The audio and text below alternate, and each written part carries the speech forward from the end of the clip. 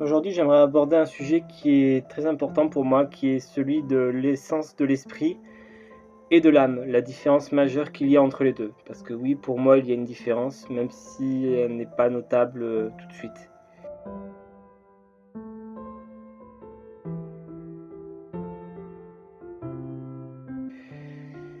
On va prendre, euh, on va prendre cela sans le côté religieux, c'est-à-dire ne pas prendre Dieu créa l'âme et patati et patata, ça n'a rien à voir. Même s'il y a quand même un petit côté spirituel là-dedans, mais j'aime pas mélanger les deux. On peut appliquer la spiritualité dans la religion, mais l'un peut très bien aller sans l'autre, selon moi.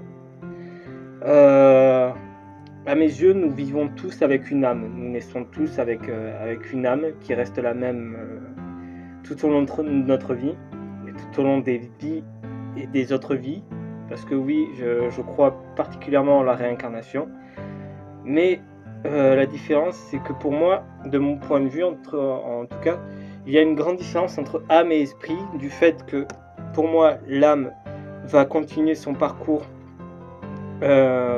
existentiel entre chaque existence, entre chaque incarnation, mais l'esprit ne va pas être le même. C'est-à-dire que à chaque incarnation, un nouvel esprit va naître, va émerger de cette incarnation, de l'âme maîtresse, entre guillemets.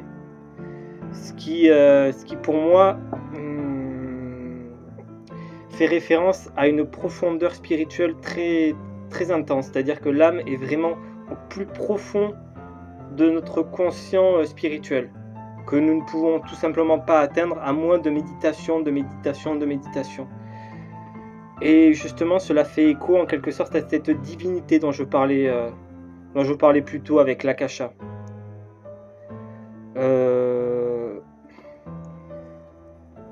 Mais alors, du coup, vu que j'ai fait des séances de spiritisme, cela veut dire que je crois encore aux esprits errants. Et effectivement, je crois toujours en ce genre de choses. Pour moi, c'est très simple. Une fois que l'existence a fini son parcours, l'esprit de cette existence bien, bien spécifique va quitter le corps et va devenir un esprit errant. Ce n'est pas une âme, c'est juste un esprit qui erre. Après, pour ce qui lui arrive plus tard, ça j'ai pas les réponses, même ça n'en est pas en réalité. C'est juste une croyance et même là j'ai pas plus approfondi cette croyance là puisque je ne sais pas au fond si je crois au paradis et à l'enfer et au fond je crois que je m'en fiche un petit peu. Je m'en fiche un petit peu pour la simple et bonne raison que je ne m'intéresse pas à ce qu'il y a après, je m'intéresse à ce qu'il y a maintenant. Pour moi c'est la vie actuelle qui compte. Ce n'est pas vraiment le passé ou le présent ou enfin le futur. Le passé justement est le plus important, même si c'est bien parfois de savoir d'où on vient.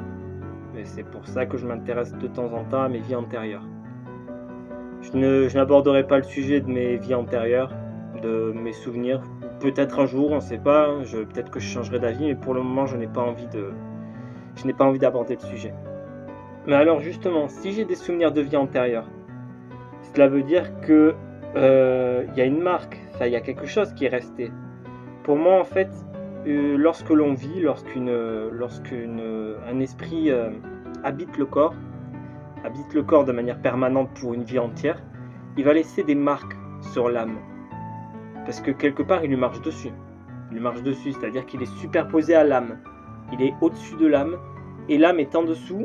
Mais ça ne veut pas dire que l'âme est inférieure, ça veut juste dire qu'elle est plus profondément ancrée dans la spiritualité, dans ce qui fait que nous sommes nous. C'est la racine en quelque sorte, vraiment la racine. Et les émotions les plus intenses, le vécu le plus intense, qu'ils soient en bien ou en mal, c'est pas vraiment le sujet. Une expérience marquante de la personne, de son vécu, va marquer profondément l'âme, et je pense que durant les hypnoses en régression, on peut accéder à ces souvenirs-là. Donc, hypnose en régression ou d'autres méthodes, à mon avis, il doit y en avoir d'autres. Pour moi, ça a été autrement. Mais encore une fois, je ne rentrerai pas dans le sujet, peut-être plus tard. Mais voilà, je pense qu'il y a quand même une manière de se souvenir, et c'est grâce à cette marque, à cette essence. C'est presque une part de notre passé, une part de notre un héritage quelque part qui reste à l'intérieur, qui reste sur l'âme. C'est vraiment quelque chose de très très fort. Et je pense que justement si les souvenirs restent mais l'esprit est ailleurs, cela constitue quelque part une manière de communication, mais une communication avec l'esprit réellement, pas avec juste avec la marque. La marque peut être un moyen d'appel, à mon avis, vraiment à mon avis. Et je pense que si on utilise cette marque au cours d'une séance de spiritisme ou autre, et qu'on communique avec son antérieur, avec cette vie antérieure, véritablement la vie qui nous a précédés, ça doit être une expérience vraiment très forte, je pense. Je n'ai jamais testé ni rien, mais à mon avis, il doit y avoir quelque chose de l'ordre du fraternel, presque. Parce que ça va bien au-delà du simple lien de sang. C'est du lien spirituel dont on parle, issu de la même âme, issu de la même racine. Ça va bien au-delà de la chair, de la matière. C'est de l'ordre presque du divin, quelque part. C'est bien plus fort que de juste dire son frère ou sa sœur. Je sais pas, je le ressens comme ça personnellement. Je le ressens vraiment comme ça. Et cette âme que nous avons tous en nous représente quelque part notre part de divinité, là où je voulais en venir tout à l'heure. Et j'abordais hier le sujet de l'œuf, pendant la méditation, l'akasha, ce sujet-là. J'abordais le sujet de l'œuf et je n'ai pas pensé à aborder le fait que cet œuf représente quelque part notre part d'enfance. Ce que je veux dire par là, c'est notre innocence, notre fragilité, notre pureté intérieure. Presque notre divinité, oui.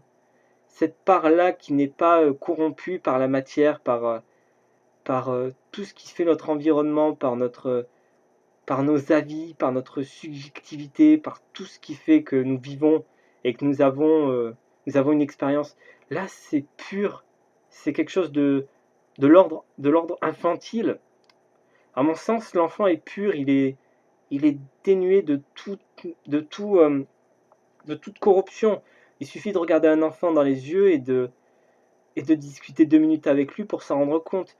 L'enfant va directement dire ce qu'il pense et ce qu'il veut. Il ne va pas tourner autour du pot, il va vraiment parler sans filtre.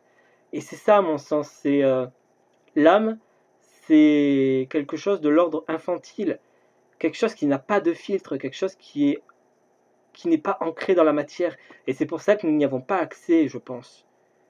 C'est quelque chose que seul l'esprit peut avoir accès, mais vu que l'esprit est ancré dans la matière, lui aussi, c'est compliqué. Et c'est à ça, justement, je pense que sert la méditation. C'est à communiquer avec vraiment l'essence profonde de notre être. Et ça va servir vraiment à s'élever quelque part. C'est à ça que servent l'âme et l'esprit, à mon avis. À mon sens, plutôt. L'esprit est ancré dans la matière, tandis que l'âme est ancrée dans le spirituel. Et les deux se rejoignent quelque part. Et les deux ont besoin de l'autre, ont besoin l'un de l'autre pour cohabiter. Mais alors, un esprit qui n'a plus d'âme et de corps, c'est ça, la question primordiale que je me suis posée tout au long de mon parcours spirituel, c'est ça. Un esprit qui n'a plus d'âme, qu'est-ce qu'il devient? Il n'évolue plus. Ça reste juste un esprit errant. Vraiment, le terme errant est juste parfait, parce que c'est ça, il erre sans but, et sans élévation spirituelle, puisqu'il n'a plus d'âme pour s'élever. Il n'a plus rien. Il n'est juste qu'une bribe d'existence. Il n'est plus qu'un morceau de ce qu'il était auparavant. Et à mon sens, un esprit, il n'y a rien de plus triste que ça. C'est quelque chose qui est complètement immuable. Et vraiment, je trouve ça triste. Ce que je dis, on m'a souvent dit que ça se rapproche de l'anime américain Avatar. Il y a pas mal de doctrines bouddhistes à l'intérieur, justement où l'avatar, je ne me rappelle plus trop son nom, peut-être que vous me le direz. J'ai pas regardé beaucoup d'épisodes de cet anime, je m'en excuse. Mais ce que j'ai compris, c'est que l'avatar, c'est toujours la même personne, c'est toujours ce sont toujours la même âme, c'est toujours la même âme, mais il y a des incarnations différentes. Et justement, il peut accéder à cette connaissance en puisant au plus profond de lui, par les souvenirs antérieurs. Et justement, je rejoins totalement cette doctrine-là, oui. Ça me correspond vraiment beaucoup, bien que je me sois jamais intéressé à ces doctrines en réalité. Cette croyance me vient principalement de mon parcours ésotérique, d'évolution mentale, de spiritualité, tout ça. De mes nombreuses séances de spiritisme, table de Ouija et autres expériences. Ça concerne plus particulièrement l'esprit, la partie esprit spirituel, non, rien à voir. Esprit, tout simplement. Et qu'à mon sens, il doit quand même y avoir quelque chose entre la vie et la mort. Pas juste la vie et la mort. Il y a forcément autre chose entre les deux. Ça peut pas fonctionner comme ça, je pense. Et aussi, ça m'est venu de nombreuses discussions avec un ami proche que je côtoie depuis très longtemps, que cet avis est né de plusieurs discussions, de plusieurs débats avec lui, au cours d'échanges auxquels on s'échangeait de nombreuses informations, de nombreuses croyances, de nombreux avis. Je prenais ce qui m'intéressait, ce qui allait dans mon sens, et lui faisait pareil, le but d'un débat, quoi. Et justement, je vous invite vraiment à faire de même. Je pense que c'est déjà le cas, parce que je pense que toute personne normale fait ça. Mais je vous invite vraiment à partager tout et n'importe quoi, vraiment. Ça peut être de la discussion la plus bateau, à la plus sensée, à la plus spirituelle. Parce que c'est au cours de ce genre de discussion anodine où on trouve vraiment une certaine élévation.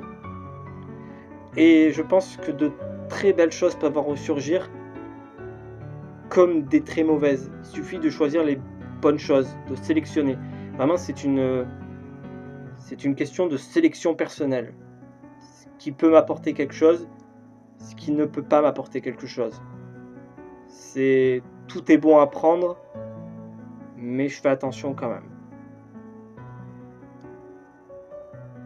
Et voilà, c'est, je pense, tout ce qu'il y a à dire. Je pense que j'ai rien oublié. Je vous dis à la prochaine.